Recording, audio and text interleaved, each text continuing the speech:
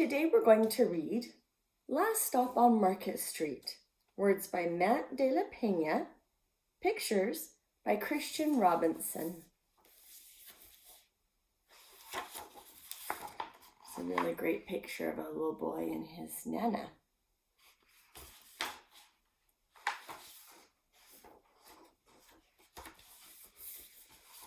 I can tell that this book is going to be set in a city. This is for Luna and her two grandmas, Roni and Grace, for Nana, it says.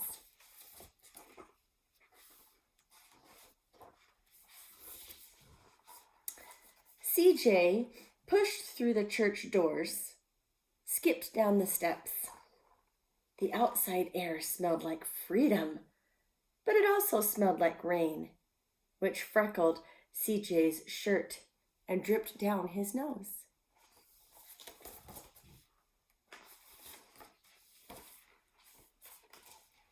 He ducked under his Nana's umbrella, saying, "How come we gotta wait for the bus in all this wet?" "Trees get thirsty too," his Nana told him. "Don't you see that big one drinking through a straw?" CJ looked for a long time, but never saw a straw.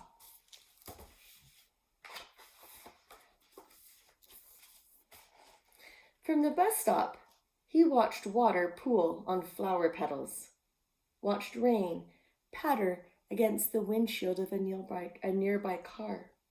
His friend Colby climbed in, gave CJ a wave, and drove off with his dad.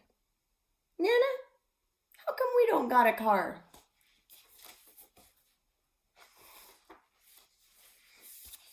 "Boy, what do we need a car for? We got a bus that breathes fire. And old Mr. Dennis, who always has a trick for you." The bus creaked to a stop in front of them. It sighed and sagged, and the doors swung open.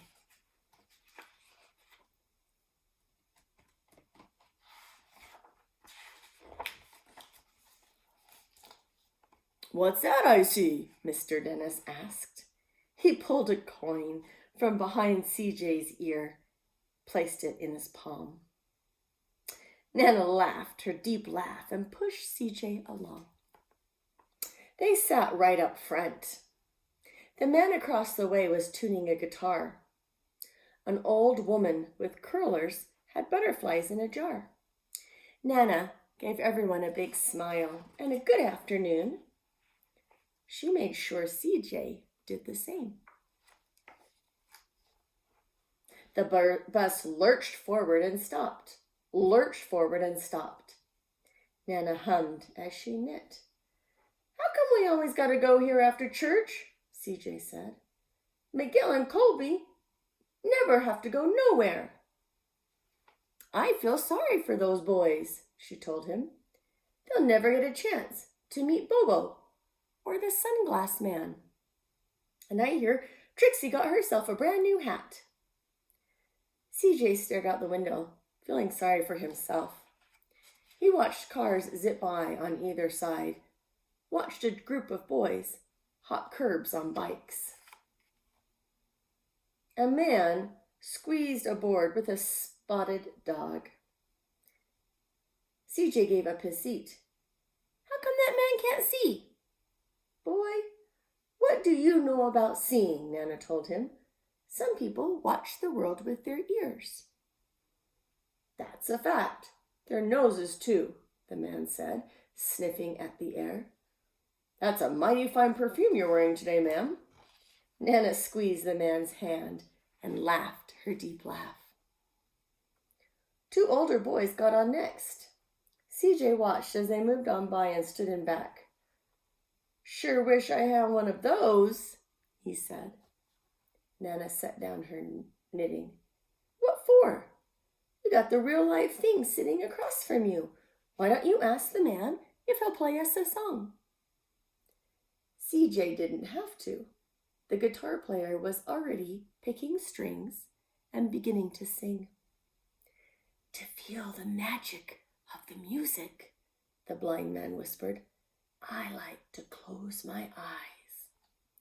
Nana closed hers too. So did CJ and the spotted dog. And in the darkness, the rhythm lifted CJ out of the bus, out of the busy city. He saw sunset colors swirling over crashing waves, saw a family of hawks slicing through the sky, saw the old woman's butterflies dancing free in the light of the moon. CJ's chest grew full, and he was lost in the sound, and the sound gave him the feeling of magic. The song ended, and CJ opened his eyes. Everyone on the bus clapped, even the boys in back. Nana glanced at the coin in CJ's palm. CJ dropped it in the man's hat. "Last stop on Market Street," Mr. Dennis called. CJ looked around as he stepped off the bus. Crumbling sidewalks and broken down doors, graffiti tagged windows, and boarded up stores. Sounds like kind of a rough place. He reached for his Nana's hand. "How come it's always so dirty over here?" She smiled and pointed to the sky. "Sometimes, when you're surrounded by dirt, CJ, you are a better witness for what's beautiful."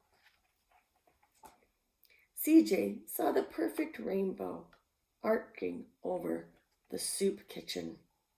He wondered how his Nana always found beautiful where he never even thought to look.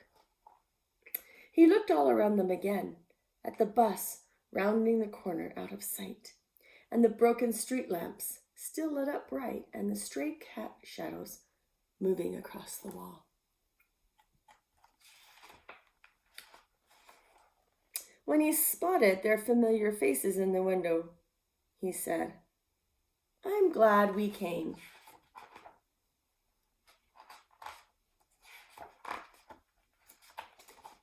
He thought his Nana might laugh, her deep laugh, but she didn't. She patted him on the head and told him, "Me too, CJ. Now come on. It looks like they go and serve food to people who don't have very much food. That's a wonderful service that they do." And that's the end of the